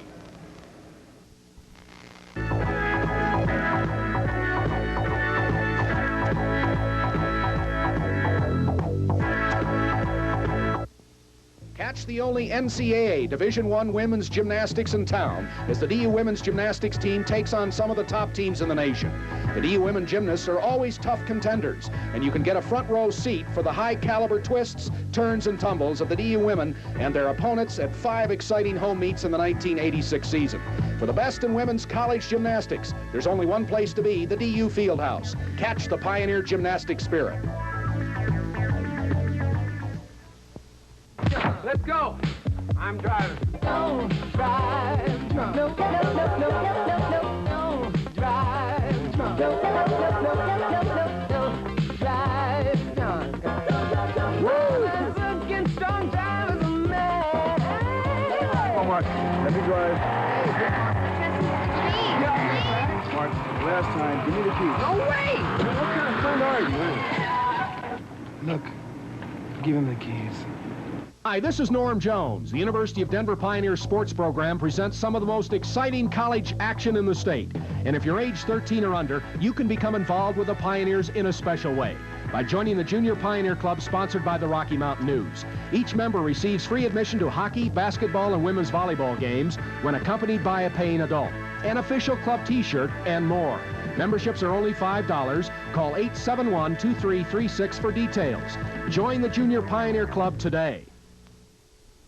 And welcome back to the DU Arena. I'm Norm Jones. 3-2, the Tigers over the Pioneers after the first period, alongside Art Berglund, longtime friend and currently the Director of International Activities for the Amateur Hockey Association. And just by way of description, it is really Art's responsibility to pull together not only the national junior teams, but the national teams that play in World Championships and on to the Olympics. That's right, Norm. We just finished the World Junior Championships where we were very successful, capturing our first medal at that level, the bronze medal up in Canada. And now we're preparing the national team for the World Tournament in Moscow in April. Dave Peterson's the coach, and that's a team where we'll blend a combination of NHL players who don't make the playoffs, along with some of our top collegiate players that will be giving some international experience in preparation for them as strong candidates for the '88 Olympics in Calgary. Let's talk about the United States' efforts to really become a force in international hockey. Now we know it's long and hard work, because while the U.S. won the gold medal in 1980, you're always going up against the Soviets. They're always outstanding, the Czechs, Swedes, so it's a tough job.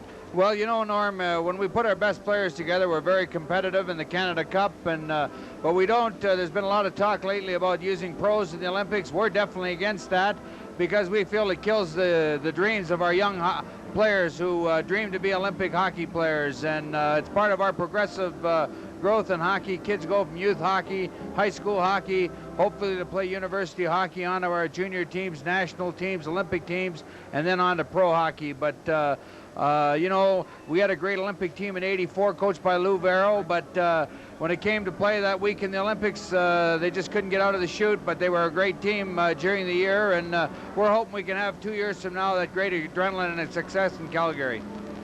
Art Berglund, graduate of Colorado College, and you're very interested in the college program, are you not, as we look at it on a whole? Oh, you bet. That's where our best young American hockey players are. You know, we have a lot of great quality now, Norm, and it's a pleasure to see DU back up there in the upper echelons of the collegiate ranks, and I know CC's working real hard at their program, and as usual, tonight we have a typical CC DU barn burner, as it's referred to.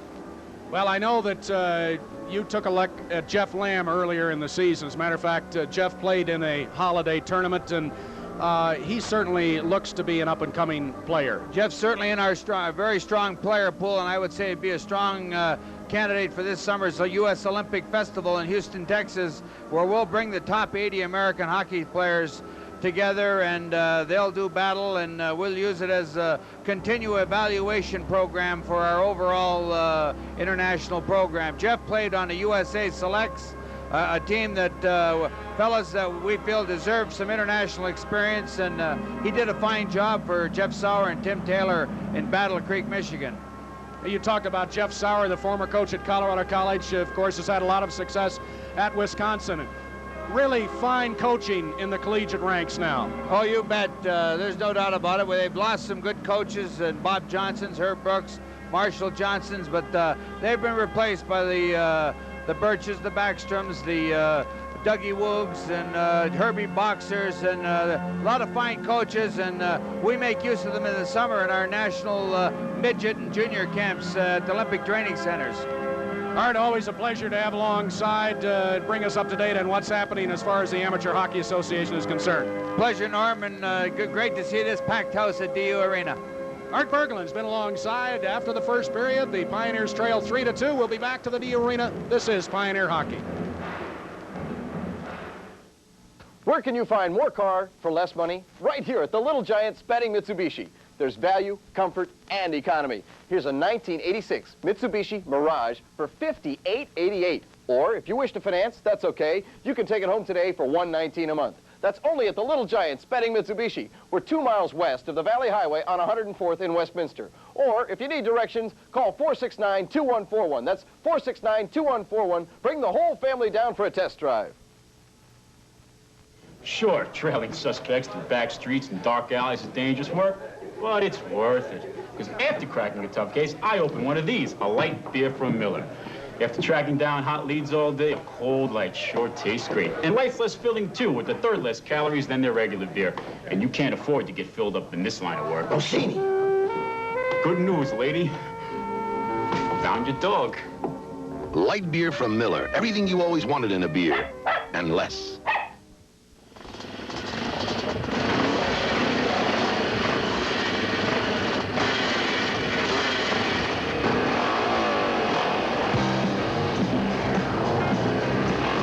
Where's he going?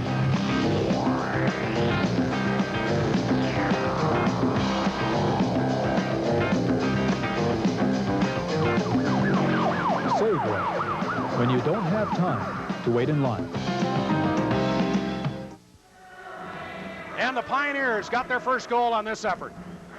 McMillan on the power play goal. As you see, the first slap shot by Smith get knocked down, but it'll come to McMillan on the rebound. There it is, laying there. And McMillan, as he's going down, just sweeps it towards the goal, and Pizzi got a piece of it, but not enough. So McMillan scoring the power play goal, and let's bring you up to date on all of the scoring in the first period. Colorado College jumped out 1-0 on Gropp's 12th goal of the season, a power play goal from Doyle and Bowe at 3:06. Then just a minute later, it was Bowe, his 30th of the season, unassisted at 4:06. Then DU cut it to 1. McMillan, you just saw it, the power play goal, his 13th of the season from Gom and Smith at 18:27. Then Colorado College came right back at 18:39, just 12 seconds later. Whitaker, his 12th of the season from Hoppy, and it looked like they were going to take a 3-1 lead into the locker room.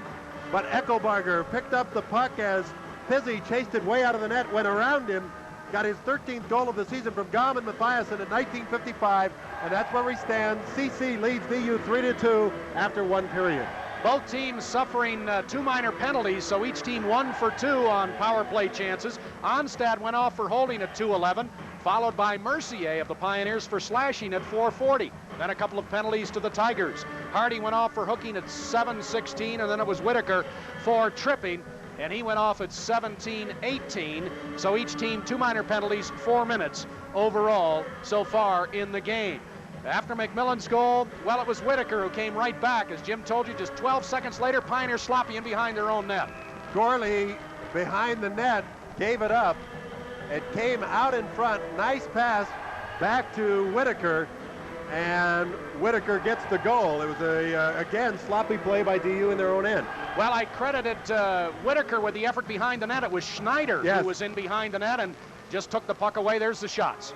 And you see DU with 9 more shots attempted, but look at the shots off target. DU had 10 of 25. That's over a third of their shots were not on net, and that is not good. Shots on target, even though DU outshot the Tigers by 9, only outshot them by 3 shots on target. And the goalie saves 5 by Allen and 9 by Pizzi. So we're just about set to get things going here in the second period as the Pioneers trailing 3-2. They have never led in the game and have had to come back from 2 2-goal deficits to pull within 1. Other scores, North Dakota in the second period beating Minnesota 3-1. We know about that North Dakota team. They're a good one, and they're at Minnesota. Michigan Tech beating Wisconsin 5-4 in the third period. And it is Northern Michigan as a shot comes toward Pizzi. Comes back in front, Bowe sweeps it out of the corner. Duluth trailing Northern Michigan 5-4 in the third period. Too close to call those games. We are underway in the second period here at the DU Arena, and the Pioneers putting the pressure on immediately. But at center, Peterson had it, lost to Mathiasen. Shot, Pizzi save, he'll hang on. We'll have a face-off. Well, we don't want to be too confusing, but just to give you an idea, the Pioneers can clinch first place if they sweep CC this weekend. We've told you that. Or if they win one of the 2 games and tie the other. They win, if the Pioneers win only once, but Minnesota, Wisconsin, and Duluth win no more than 1, then the Pioneers would clinch first place. If the Pioneers lose twice, but Duluth gets no more than 3 points and Minnesota and Wisconsin get no more than 2 points, then the Pioneers would win the WCHA title. But then it would come down to a tiebreaker to determine who which teams would be seated where. It's dumped into the Pioneer zone. That just gives you an idea of all of the possibilities, and there are a lot, as this WCHA season has been very, very close. Cleared out and Doyle at center. Feeds it cross ice to Margovich, and he'll dump it in. Dion chasing it down. Dion overskates it. It came off the sideboards, corner boards in quick fashion. Now Dion moves cross ice. Checked, trying to get the puck ahead. Too much stick handling perhaps, and it's poked away by Brennan. Into the corner it goes, and Grumley will center it. Deflected. Weiss trying to control it. Weiss is tied up and dumps it in behind the cage. Round it comes. Weiss along the left wing boards, poked away from him. Tigers putting the heat on. Grubb trying to work it toward the front. Shot of goals. It came to Grumley. Pioneers can't get even. It's now 4-2. Third 2-goal advantage of the game for the Tigers. And again, the Pioneers struggling in their own end. That's been the story. They just cannot get it out. And then as the pass from Gropp goes over to Grumley, look at Grumley. He just skates in uncontested. Really all he has to do is hold it and get Allen to commit a little bit, and then he lifts it over him for the goal. Well, the Pioneers have beaten the Tigers 3 times previously this year. Last year, the Pioneers won 3 of 4 games against the Tigers. So over the last 2 years, the Pioneers have lost but 1 game against CC. But they trail on this one 4-2 as the Tigers have come out and taken the play to the Pioneers and taken advantage of DU's play in their own zone. Grumley, his first goal of the season from Brennan and Gropp at 1:28, 4-2. Onstad leaves it off for Matthias. Matthias' shot. Now Onstad in behind the net. Matthias is there. Checked by Hardy. McMillan will keep it in the zone. Now Matthias reaches for it and dumps it to the end boards.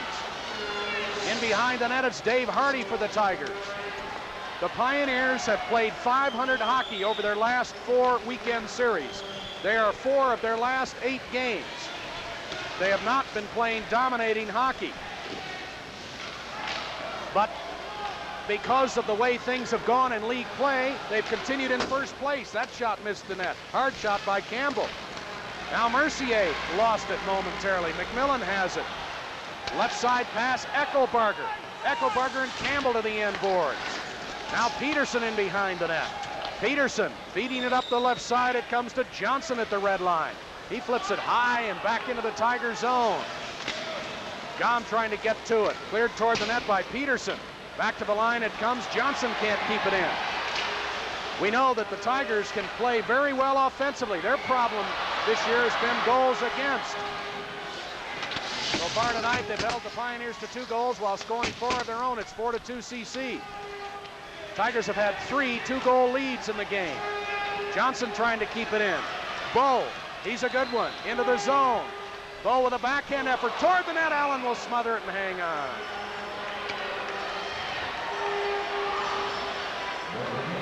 Eckelbarger and Booty challenging each other. Booty skates away. 4-2, Pioneers trail. 16:39 remaining. We told you this was Parents' Weekend here at DU. A number of parents of DU players here for the weekend. They'll all be down at the Broadmoor World Arena tomorrow night. As the series concludes, these 2 teams will play each other 5 times this year. We told you the very first game of the regular season, won by the Pioneers 7-2 over the Tigers, did not count in league standings, but did in overall standings. Pioneers have won 3 times against this Tiger team this year. Pioneers, the last time these 2 teams met, trailed 4-1 in the second period to come back and win it 6-4. They're trailing 4-2 in this one. That was earlier in the season, back in October. Here comes Lamb to center. Lamb lead pass in across the line. Hansen has been working very hard in tonight's game, but can't get a good shot on goal there. Now it is Weiss reaching for it, but the Tigers have it. Booty lost it. Hansen will dump it back in. Weiss is there. Weiss trying to center it. Back to the line it comes to Gorley. Gorley fires it toward Weiss. Got by him, Doyle wrapping it around. Controlled by Ketla. Tigers looking for open ice. Markovich, lead pass up the right side, and out comes to Bo at the line. Bo trying to get it to Doyle. Doyle reaches for it, takes a hit, but is able to get it to Bo. Look out, 2-on-1 developing. Allen got a piece of the crossing pass. Back comes Dion. Could have been a close call, 2-on-1 developing right in front of the net, but Allen had to work on that one to deflect the pass. Back comes Bo to center. He'll feed it ahead, in across the line, it's Ketla. Toward the net, Allen, now McMillan. McMillan works in front of Tom Allen. McMillan accelerates to center. Up and down action. McMillan into the zone, checked off of it. It'll be cleared out. Chasing it down is Gropp. Drive, goal! 3-goal lead. Tom Allen that time could not reach it. Gropp drives it from the top of the circle to the wide side of Tom Allen along the ice. It is 5-2, the Pioneers disintegrating. Well, you see the shot as it came from the top, from the point, and Gropp, that's his second drive, as Allen is headed for the bench. Are we going to see a change in goal? Tom Allen, who had been scheduled to play all the games down the stretch, has been pulled. Yes, we are going to see it. Well, we talked about that goal. Allen just couldn't get to it. It was a tough place to try to get to. Let's make it clear, a shot along the ice to the wide side, it's tough to get out there. But he should have come out perhaps and played the angle a little better. Now Chris Olsen, who didn't expect to see any action the final 4 games, is in there for the Pioneers as head coach Ralph Backstrom has pulled Tom Allen. Let's take a look. Here's Gropp again, and again you say as he goes around Mayer, or takes the shot past Mayer, it is a tough place to get to, but he looked a little bit slow in reacting to it, and that kind of a hard slap shot sometimes will make you look bad that way. I wonder, though, as quickly as the change was made, if there might not be a problem with Tom Allen. Gropp, his 13th of the season, second of the night from Campbell and Ketela at 4:57.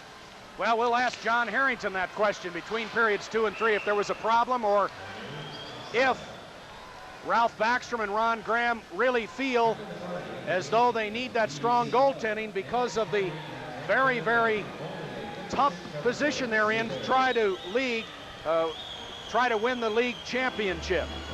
Right now they trail by a score of 5-2. Biggest lead of the game for the Tigers. We'll keep an eye on those other scores.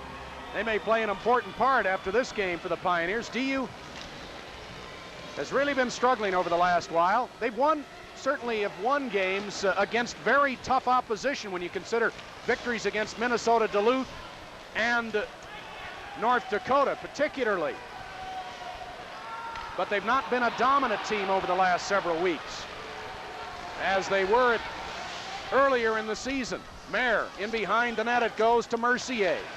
Up to Eckelbarger out of the zone. Tigers causing havoc, doing a good job now. Tigers not allowing the Pioneers to penetrate the zone. Now Mayer will step in. Shot, Pizzi save, it'll hang on. We'll pause here from the D Arena. This is Pioneer Hockey. You've heard the expression, he or she is one of a kind, when describing a professional athlete or an outstanding person. I'm Gary Kubiak, here to tell you about a one-of-a-kind automobile dealership, Kumpf Lincoln Mercury. Kumpf is outstanding and professional. Whether they are selling you a magnificent Lincoln or Mercury automobile or servicing your car after the sale, buy your next car from Kumpf Lincoln Mercury, South Broadway at Bellevue, and you'll see why their customers say Kumpf is one of a kind. Individual shooting stats from the first period. Mathiasen had 4 for the Pioneers, as well as McMillan, and then Smith, Mercier, Hansen, and Weiss, all with 3 shots apiece. The leaders for Colorado College, Campbell and Bo, both with 3 apiece. 5-2, the Pioneers trail, 13:50 remaining second period. And things not going well for DU at the moment. Round it comes, and Hoppy trying to work it out. It was not kept in at the line by Hansen as it came hard off his leg. Now Lamb trying to feed it ahead. Weiss will take charge. Weiss into the zone. DU really... nice save. Weiss's shot headed for the wide side. DU really has to clamp down in their own end and get a few things going now, because they just can't let Colorado College get any more confidence than they have right now. Held along the end boards, right side of Pizzi. And I'll tell you, if the Pioneers aren't able to win tonight, to go to the Broadmoor World Arena tomorrow night and try to win is very, very difficult. DU has won down there, but it would take a supreme effort to bounce back after a loss tonight if DU was to go on and lose this one. And Friday nights are DU's nights. They're undefeated here at home, 10-0. And on Friday nights overall, they're 15-1. Wow. So their losses have all come, for the most part, on Saturday. Overall, they're 4-4. Take that back. At home, they're 4-4 on Saturday. Overall, they're 8-7 on Saturday. In behind the net, and it is Diane trying to work it out. Here's Onstad. 3-1 if the Pioneers hurry to McMillan. They cross to Onstad, to McMillan. McMillan moves in front of the net, poked away by Pizzi. Good play by Derek Pizzi. Pioneers working the puck deep into the zone, but Pizzi reached out with the stick. Back to center ice. It is Matthias to Onstad. He'll clear it in. 12.5 minutes remaining, second period. Forcing it in front, or trying to, is Matthias. Now it comes across the front of the net off McMillan's stick. Matthias couldn't get his stick on it. Eckelbarger and Gom. That was Gom with the pass. Eckelbarger, Gom, and Matthiasen out for DU. And it's into the Pioneer zone. Marin behind the net. Banks it off the end boards. Around it goes to Dallas Gom. Gom's lead pass to Eckelbarger. Eckelbarger struggles with it as he tries to reach it. It's back in the DU zone. Now it is Gom to Matthiasen. He'll dump it in. Behind the net, Hardy. Taken away by Matthiasen. Pioneers trying to get back within two. Shot. Pizzi makes the save. He'll hang on. We'll pause here from the DU Arena. This is Pioneer hockey.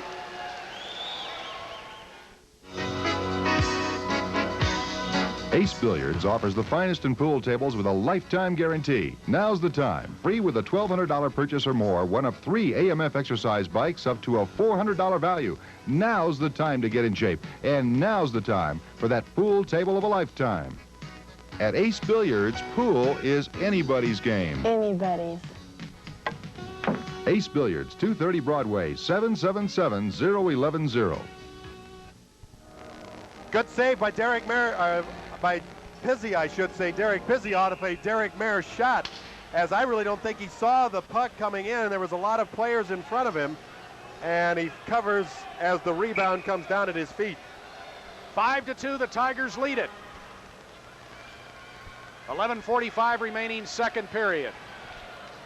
Gom will take the face-off. Gom has won most of his face-offs. Now to Matthias, now Eckelbarger's shot. Eckelbarger could not get his stick on it soon enough. Nice play. Great play by Matthiasen. Now it's wide of the target. Gom really didn't do anything as the puck was dropped except tie up his opposing center iceman. That allowed Matthiasen to come in. There's a shot deflected out of play. That allowed Matthiasen to come in and get it to Eckelbarger. Gom does it so many ways. That time he froze his opposition, allowing Matthiasen to skate in and take the puck in the face-off circle. Oh, so close. Let's take a look at it. Watch Gom now. He'll just freeze the opposition. Right there, and then Matthiasen gets the pass to Eckelbarger, but Eckelbarger just can't quite control it. He does sweep it towards the net, but Pizzi blocks it with his legs. Dallas Gom does it so many ways, and that's a good indication of what he can do. Dallas Gom, as we've said all year long, a definite Hobey Baker candidate. The Hobey Baker given to the top college player in the country. Comes out, shot. Pioneers struggling behind their own net, and fortunately Brennan was checked in front of the net. He couldn't get a hard shot off as Lamb was there.